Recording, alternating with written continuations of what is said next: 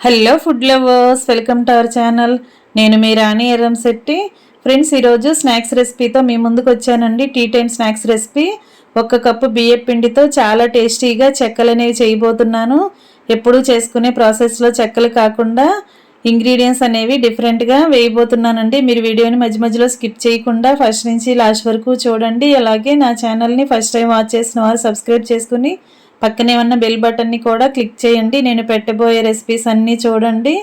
Simple ప్రాసెస్తో, తక్కువ ఇంగ్రీడియంట్స్తో, తక్కువ టైంలో ప్రిపేర్ చేసే రెసిపీస్ అనేవి పోస్ట్ చేస్తానండి. వంటింట్లో ఎక్కువగా శ్రమ అనేది ఉండదు. అలాంటి వీడియోస్ పోస్ట్ చేస్తాను, మీ అందరికీ నచ్చుతాయి. ఇంకా ప్రాసెస్లోకి వెళ్ళిపోదాం. స్టవ్ ఆన్ చేసుకుని కళాయి పెట్టుకోండి.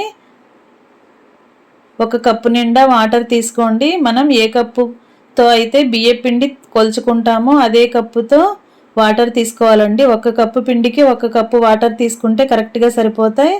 ఇప్పుడు వాటర్లో టేస్ట్కి సరిపడా సాల్ట్ వేసుకోండి. మీ ఘాటుకి తగ్గట్టుగా కారం యాడ్ చేసుకోండి.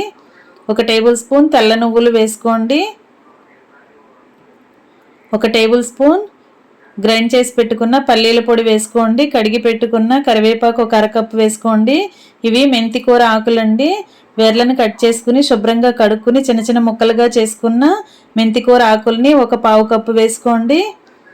1 కప్పు బియ్యం పిండి 1 కప్పు వాటర్కి 1 కట్ట మెంతి కూర అయితే కరెక్ట్గా సరిపోతుందండి. ఎక్కువ మెంతి కూర ఆకులు వేస్తే చేదొచ్చేస్తుంది రెసిపీ అనేది. ఇప్పుడు వాటర్ కాగుతున్నప్పుడు 1 టేబుల్ స్పూన్ బటర్ కానీ కుకింగ్ ఆయిల్ కానీ వేసుకోండి. ఇలా మరుగుతున్నప్పుడు వాటర్ని టేస్ట్ చూడండి. సాల్ట్ కానీ కారం కానీ మీ టేస్ట్కి తగ్గట్టుగా లేకపోతే యాడ్ చేసుకోండి. ఇప్పుడు స్టవ్ ఆఫ్ చేసుకుని మనం కొలిచి పక్కన పెట్టుకున్న కప్పు బియ్యం పిండి కూడా అలా వాటర్లో వేసుకుని బాగా కలుపుకోండి. ఉండలు అనేవి ఏమీ లేకుండా కలుపుకుని మూత పెట్టుకుని 10 నిమిషాలు పక్కన పెట్టుకోండి. పిండి బాగా చల్లారిన తర్వాత గరిటె పక్కన పెట్టేసుకుని చేత్తోనే మనం పిండి ముద్దని బాగా కరెక్ట్గా కలుపుకున్నామంటే చెక్కలు అనేవి చాలా క్రిస్పీగా టేస్టీగా వస్తాయి. ఇలా పిండి ముద్ద అంతా కూడా చపాతీ పిండిలాగా రెడీ చేసి పెట్టుకోండి. ఇప్పుడు ఒక గిన్నెలో ఆయిల్ పెట్టుకోండి. పక్కనే పెట్టుకుని కుకింగ్ ఆయిల్ కవర్ కానీ ప్యాకింగ్ కవర్స్ కానీ తీసుకుని వాటికి నెయ్యి కానీ ఆయిల్ కానీ అప్లై చేసి మనం ఉడికించి పెట్టుకున్న పిండిలో నుంచి కొంచెం కొంచెంగా పిండి ముద్దల్ని తీసుకుంటూ ఇలా చెక్కల్లాగా ఒత్తుకోండి. ఇలా చేసుకుని ప్లేట్లో పెట్టుకోండి.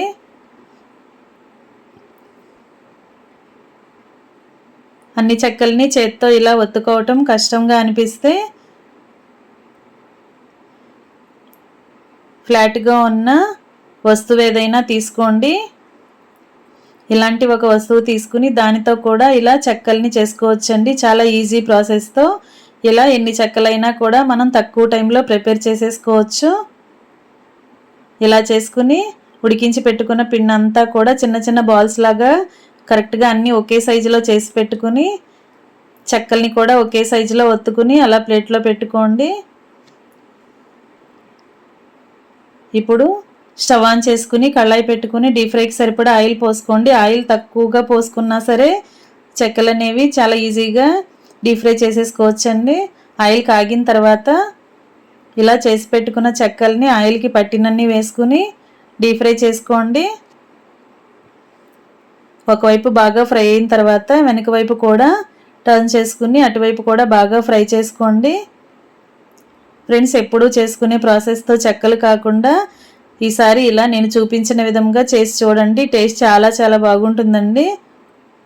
చిన్నపిల్లలు పెద్దవారు చక్కగా ఈజీగా తినగలిగే స్నాక్స్ రెసిపీ. చాలా క్రిస్పీగా వచ్చాయి. మీ అందరూ కూడా నేను చూపించిన కొలతలతో కరెక్ట్గా చేసి చూడండి.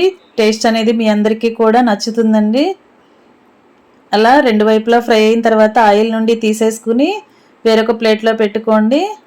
ఇప్పుడు మరలా మిగిలినవి కూడా ఆయిల్లో వేసుకుని 2 వైపులా కూడా కరెక్ట్గా ఫ్రై చేసుకోండి. నా ఛానల్ని ఫస్ట్ టైం వాచ్ చేసిన వారు సబ్స్క్రైబ్ చేసుకున్నప్పుడు మాత్రమే నేను పెట్టబోయే రెసిపీస్ మీ ఫోన్కి నోటిఫికేషన్కి వస్తాయండి. ఓపెన్ చేసి చూడొచ్చు. ప్రాసెస్ కానీ రెసిపీస్ కానీ మీకు నచ్చినట్లయితే కుక్ చేసి ఫ్యామిలీకి సర్వ్ చేయొచ్చండి. ఈజీ ప్రాసెస్తో తక్కువ ఇంగ్రీడియంట్స్తో తక్కువ టైంలో కుక్ చేసి రెసిపీస్ని పోస్ట్ చేస్తాను. మీ అందరికీ నచ్చేలా ఉంటాయి. ఛానల్ని సబ్స్క్రైబ్ చేసుకోవటం మాత్రం మర్చిపోకండి. పక్కనే ఉన్న బెల్ బటన్ని కూడా క్లిక్ చేయండి. ఇలా మనం చేసి పెట్టుకున్న చెక్కలన్నీ కూడా డీప్ ఫ్రై చేసుకుని ప్లేట్లోకి సర్ది పెట్టుకోవటమే. ఇంకా రెడీ అయిపోయండి మెంతికూర చెక్కలు. చాలా టేస్టీగా ఉంటాయి. మీరు ఖచ్చితంగా ట్రై చేశారంటే మీ అందరికీ కూడా నచ్చేలా ఉంటాయండి. నేను చెప్పటం కాదు, మీరు ఒకసారి కుక్ చేసి చూడండి. టేస్ట్ చాలా చాలా బాగుంటాయి. ఇంకా మొత్తం రెడీ అయిన తర్వాత సర్వింగ్ ప్లేట్లోకి తీసుకుని ఫ్యామిలీకి సర్వ్ చేసుకోవటమే.